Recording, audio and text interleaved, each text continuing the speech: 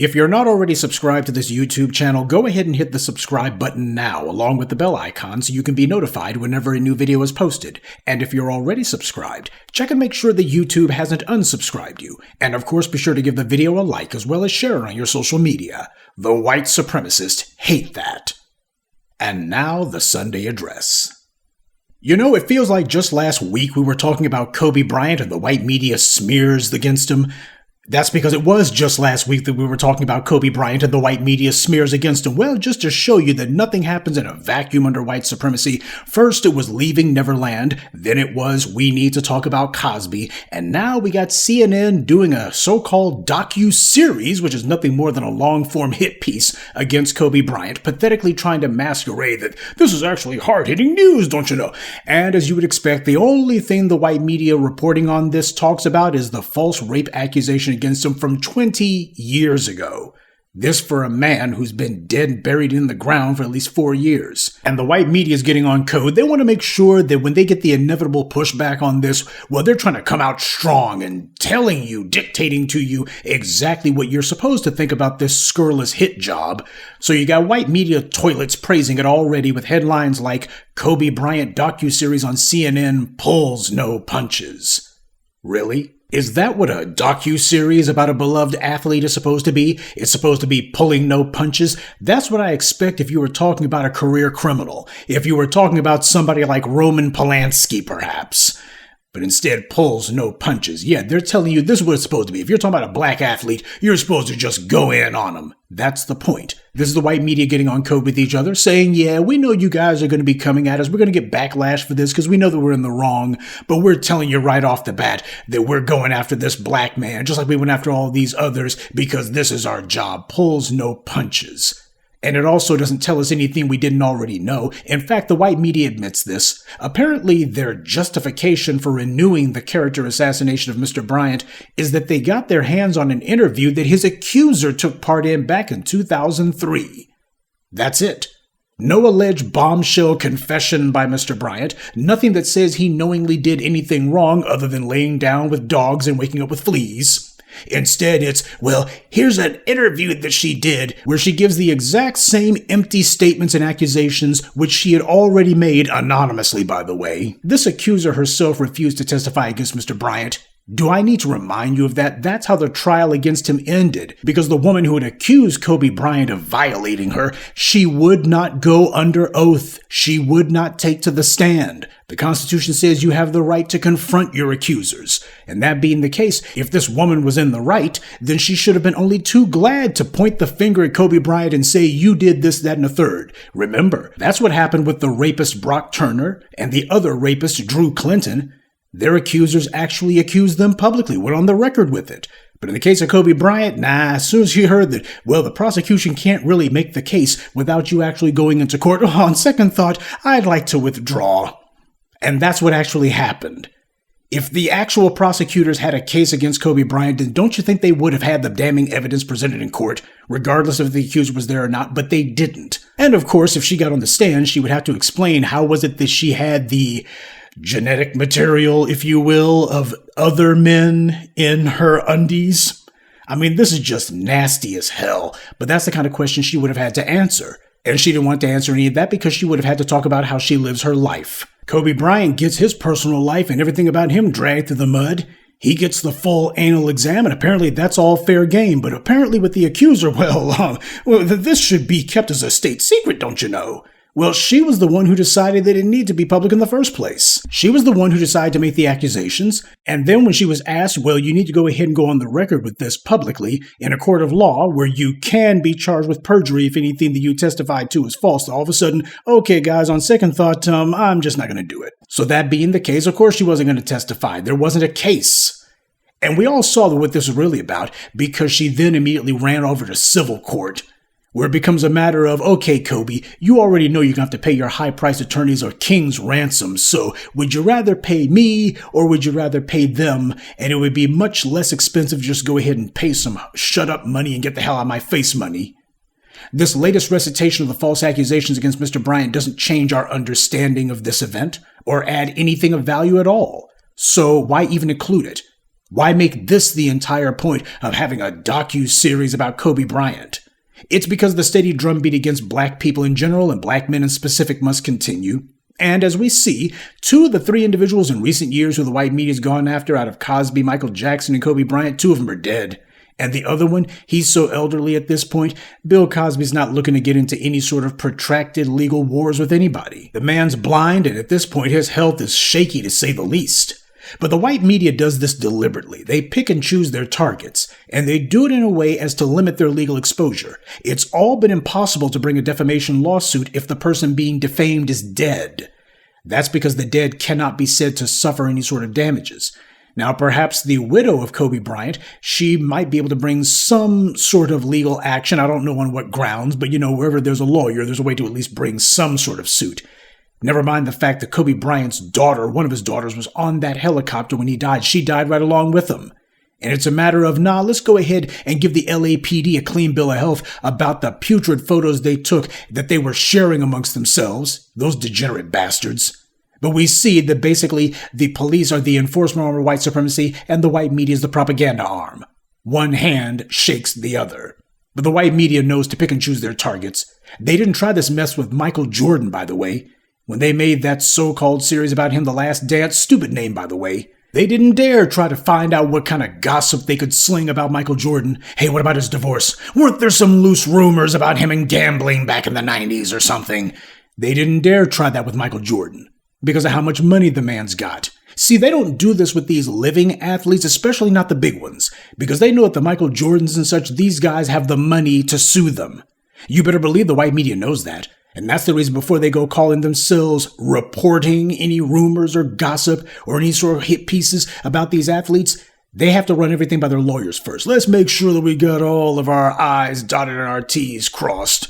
Because we got to be very careful with the wording here, very careful. And this guy's got money. He could cause us trouble. We need a soft target. Hey, we need a soft target. Hey, what about so-and-so over here from the NFL? Let's go after him. We know that his money ain't that long. See, for all of these athletes, they go ahead and vet first. What's their exposure if this guy decides to bring a lawsuit? What's the probability of that? Because they already know for a lot of these athletes, well, their money may not be quite so big. So they want to find out what's your money looking like. If so-and-so NFL player or NBA player has thrown away a lot of their money, had a couple of messy divorces, and their cash just ain't right, well, that might be a better person for them to pick on. You can afford to play fast and loose with someone like that because the white media has already made the calculation that this guy can't afford to go to court at all. And Kobe Bryant, he would be different if he was alive, but of course he's not alive, and that's the reason why they're going after him. Kobe Bryant was arrested and charged, and then the accuser decided not to testify. End of. Because she was concerned about cross-examination. She was concerned about the constitutional right for the accused to confront their accuser in court. This man has been dead for 4.5 years now, and his daughter with him too, might I add. He and his child perished together. As you all know, I'm not into sports, but I am into common decency. Kobe Bryant and his daughter should be allowed to rest, and his family should be allowed to grieve and try to get on with their lives. When something of this nature happens, especially when your loved ones are taken from you so suddenly and so terribly, this family is never going to be the same. And the white media, for them, that adds to the fun. These are some sick, sadistic bastards here. They're enjoying this.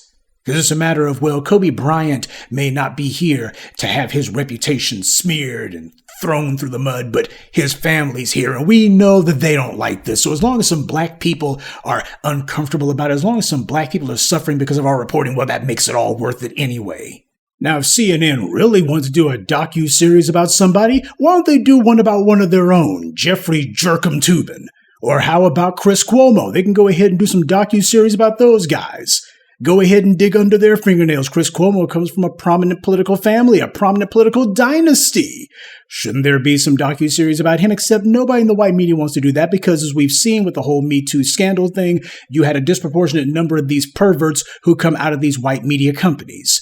But yeah, CNN, they could do a heck of a series about Jeffrey Tubin.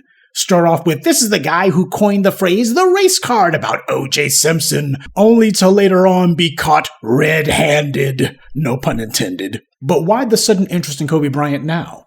The white media hasn't felt moved to try to dig up any gossip on him the last nearly half decade or so why now? Well, that's like asking how come the white media keeps mentioning stories about O.J. Simpson all the time. They keep making up reasons to report on the man so they can say, back in the 90s, he was accused of killing his ex-wife and her lover.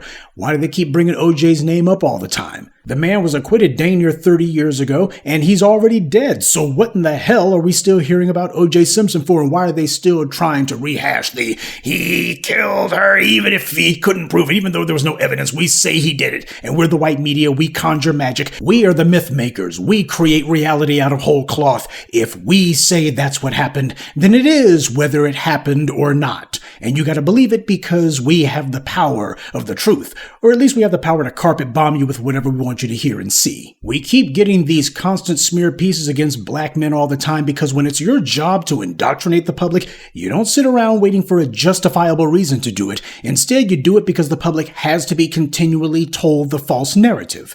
That's brainwashing 101. Meanwhile, when it comes to notorious rapists, real rapists like Roman Palansky who raped and sodomized a child, and then this guy skips the country, why is it we're not getting documentary after documentary? Where in the world is Roman Palansky?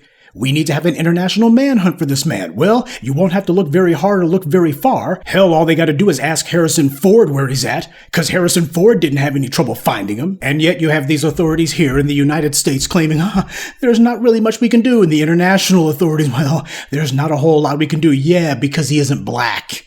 If he was black, they'd have had him in leg irons. They'd have had this dude on the first thing smoking back here back in the 70s.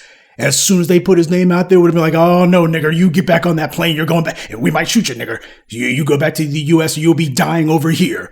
That's what it would have been.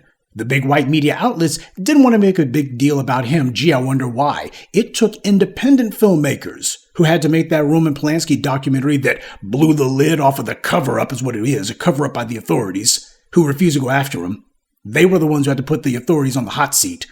But when it comes to smearing a black man, you have the biggest media companies on earth who eagerly put millions of dollars into making these works of fiction, but the real money that they have to sink into these things comes in the millions and millions of dollars in publicizing these high-profile hit pieces. See, their entire goal is to make these defamation pieces into some kind of media event. Kamau Dumbbell, his whole anti-Cosby hit piece was DOA, because the black media, that means you, by the way. And that thing was made by Showtime, which is owned by Paramount. And in the end, Kamau Dumbbell was reduced to going on another Paramount media whorehouse, CBS, where he was merely allowed to deliver the same spiel that his white media paymasters wanted him to give. Well, this is about powerful men. No, this was about going after black men for any reason, keeping up the narrative. It wasn't about truth. It was about the fact that the black media lit that clown up online, and so he ran face first into a buzzsaw, which in his case would have been a huge improvement. And so the white media had to try to give him some sort of cover. This was a CYA maneuver is what his interview on CBS was about. They don't make any money off of this garbage that they're doing because money isn't the point. They've already got money. What they want are things other than a bunch of zeros in their collective bank accounts. What they want are the psychic benefits of knowing that the racial hierarchy that they put in place is still standing, and that the defamation of black people in general and black men in specific that they have spent hundreds of years manufacturing, the lie is still standing because they're still propping it up. That's what this is really about. It's not about money in this case. It's about a racial pecking order that they established and which they are determined is going to remain standing no matter what. What needs to happen in this case is some of those NBA players and NFL players, instead of sitting around trying to figure out what white woman or non-black woman they can snuggle up with, or instead of trying to run around calling themselves being big shot businessmen, quote unquote, they need to be pushing back. But then again, let's be honest. As I told you before, the white media and white power in general, they're very good at choosing compliant Negroes. Yeah, Michael Jordan may have been some sort of phenom athletically, but they could also tell that this dude was ripe for a fall. He just wanted to be on the team, and after that, he would go ahead and lick Mass's boots. At the very least, he ain't pushing back, and indeed he hasn't, and neither any of the rest of them. At the end of the day, the problem with them is not a matter of money. A heck of a lot of these athletes already have the proverbial FU money. They got the kind of wealth that they couldn't squander, a lot of them who were smart enough not to. So what's really going on here is not that they're scared that white power is going to take their money, though for some of them, if they got some skeletons in the closet, that could be a concern for them. Or if they've had any unsavory accusations or people who are just telling them, you know what, such and such accusation against you may not be true, but you could still be dragged into court over it. So you better think twice before you go calling yourself getting out of line, nigger. There are those kind of instances. They do exist. But for a lot of these guys, white power doesn't have to threaten them with economic ruination. So many of them just been desperate to pretend that they got a seat at the table with white power. Oh, will you let me go ahead and take a picture with you, massa? Please, yeah, I know you talk about black people like a dog, but please, massa, let me go ahead and sit beside you. That's what a lot of these Negroes are in it for. They want to think to themselves that they've made it out. They've escaped blackness. And they understand that their ticket to ride, the price of admission to get off of blackness and hopefully onto quote-unquote colorblind, is that they have to go along with the big lie.